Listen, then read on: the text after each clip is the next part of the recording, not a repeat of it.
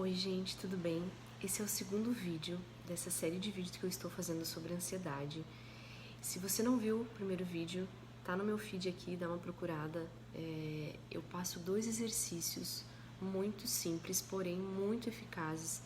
E aí eu comento que se você fizer ao longo de 8 semanas, 2 meses, né? Todos os dias você vai sentir os benefícios.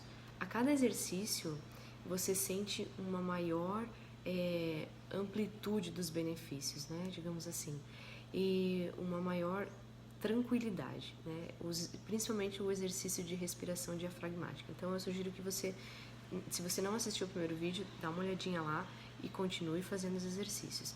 Nesse vídeo de hoje eu vou falar um pouquinho sobre a vontade. Por que a vontade é importante nesse processo de ansiedade que a gente vive? Porque a vontade é o processo executivo da nossa personalidade.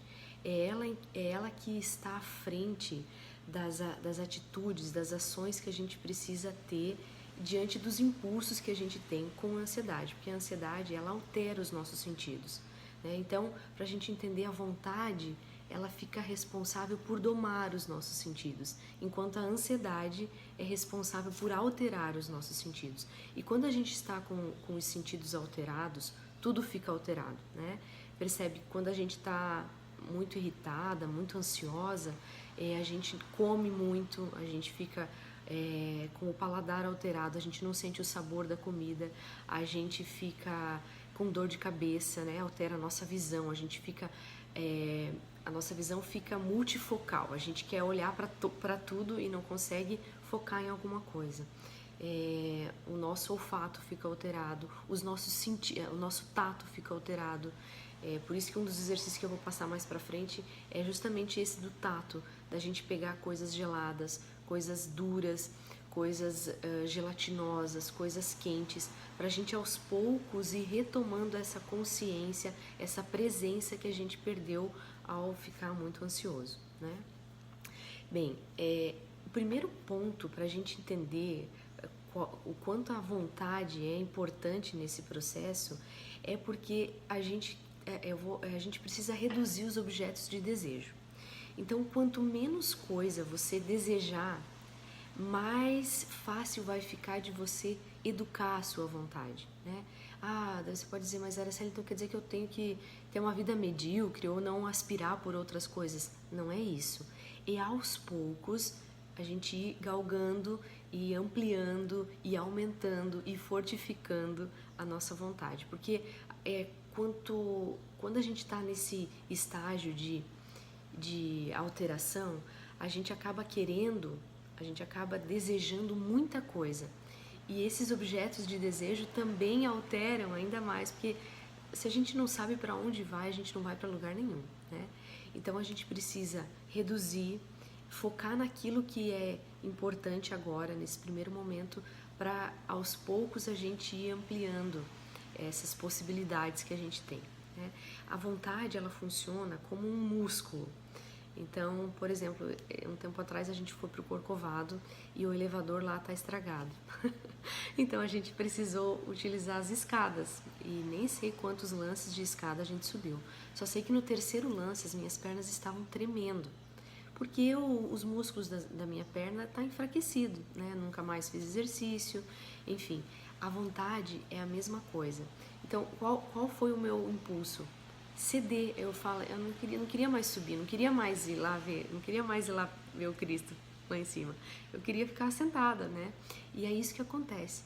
Quando a nossa vontade não está robustecida, não está forte, a gente cede muito fácil a um desejo, a um impulso, a uma gula, a uma irritação, enfim, aí a qualquer outra coisa que você quiser dar um nome, né? A vontade, ela está ligada a atos mais nobres, digamos assim. A vontade está ligada a coisas mais consistentes, né? Coisas mais fortes mesmo. Então, eu vou, nesse vídeo, passar 4 tópicos que vão ajudar você a compreender em que momento você está vivendo e o que você precisa fazer para que a sua ansiedade diminua e para que você consiga perceber para que a gente consiga hierarquizar as coisas, porque a ansiedade faz isso, ela altera em todos os nossos níveis, as emoções. Então a gente acaba perdendo esse senso de prioridade, esse senso de importância e acaba às vezes fazendo coisas, agindo de modo que não está na hierarquia, não está na prioridade das coisas, entendeu? Então vamos lá. Eu vou pedir para você pegar papel, caneta e você vai anotar. Então, primeiro ponto para a gente entender a que nível nós estamos, o que a gente precisa fazer, é a sinceridade no querer. Então, diante de uma tarefa que você precisa desempenhar, diante de uma ação que você precisa fazer, a primeira coisa que a gente precisa perceber é a sinceridade no querer. Eu quero realmente de fato isso? Essa é a condição que mais nos falta diante das coisas. Perceber de verdade se eu quero isso.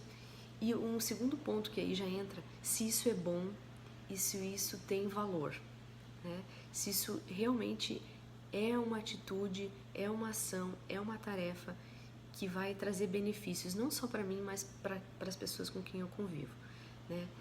E aí entra o segundo ponto, possuir algum motivo. Qual é o motivo que está me levando, ou qual é o motivo que eu tenho para que eu consiga desempenhar? Então, por exemplo, eu preciso organizar a minha casa, porque eu estou percebendo que isso está afetando o meu convívio com o meu marido, eu estou ficando muito irritada com as crianças, eu não estou tendo tempo para ficar com essas pessoas, então eu preciso organizar isso. Bom, então a sinceridade no querer. Realmente eu percebo que eu preciso exercitar a virtude da ordem, por exemplo. Como é que a gente cria uma virtude? Pela repetição. Fazendo, fazendo, fazendo. Não tem outro modo. E a vida inteira. A gente tem que fazer sempre. Vai chegar um momento que isso já está tão cristalizado dentro da gente que a gente faz automaticamente, que a gente já faz sem pesar, que a gente já faz sem sentir muito, né, aquilo. A gente já criou um hábito, né? A virtude, um hábito já criou, a gente já começa a fazer com excelência, já começa a fazer já com maestria, né? Então perceber o valor e o bem que aquilo tem. A nossa vontade ganha força, ela cresce quando a gente mostra para ela o quanto isso é importante pra gente. Isso equivale, isso aqui que eu tô passando, gente, isso para qualquer área da tua vida, para qualquer situação, para um estudante, no seu trabalho, na sua vida em casa, nos seus afazeres, enfim, você vai poder aqui abrir esse leque, escrever, enfim, vai poder aqui relatar mesmo tudo que você precisa em todas as áreas da tua vida, emocionais, afetivas, do trabalho, né? Mas no primeiro momento tenta focar a tua vontade, digamos assim, esse querer no fazer, né? Porque às vezes a gente fica muito no campo das emoções, no campo da imaginação e a gente não faz e a nossa vida não está andando porque as coisas estão muito em desordem, por exemplo. Então, esse também é um primeiro requisito básico quando a gente começa a treinar a nossa vontade, é fazer no primeiro impulso. Então, por exemplo, eu me proponho durante um determinado tempo, eu quero crescer na vida espiritual. Então, durante 2 meses, eu vou acordar todos os dias às 6 da manhã. Então, no primeiro toque do celular, eu vou despertar e vou levantar e vou fazer. Mesmo que eu não esteja sentindo nada, mesmo que eu esteja sentindo tudo, muito cansaço, muito sono, mas eu vou reforçar, vou mostrar para o meu corpo, para o meu cérebro, que eu domino as coisas e que eu preciso fazer isso porque isso vai me fazer bem, né? Mesma coisa com leitura. Eu compro muitos livros e as coisas não fluem, eu não consigo ler nada, não consigo terminar nenhum livro. Gente, volto a dizer lá no primeiro vídeo, a gente precisa começar com pouco, com pequenas atitudes. Se propõe a ler por 10 minutos por dia, 15 minutos por dia, e aí você coloca um cronômetro, mas desliga o celular, desliga da internet e fica ali 15 minutos, mesmo que nesses 15 minutos tudo que você leu você não entendeu nada. Não tem problema, mas faça. O importante é você fazer. Terceiro ponto, sentir sua possibilidade.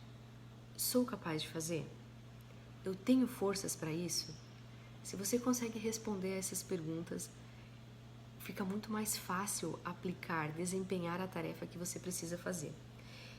Por exemplo, vou dar um exemplo bem rápido. Preciso organizar o guarda-roupa das crianças, né? Bom, vou voltar lá do primeiro. Sinceridade no querer. Eu percebo que isso está afetando. Toda vez que eu vou pegar uma roupa lá, eu demoro um monte para achar a roupa e tal. Então, eu estou perdendo muito tempo. Então, eu preciso fazer isso.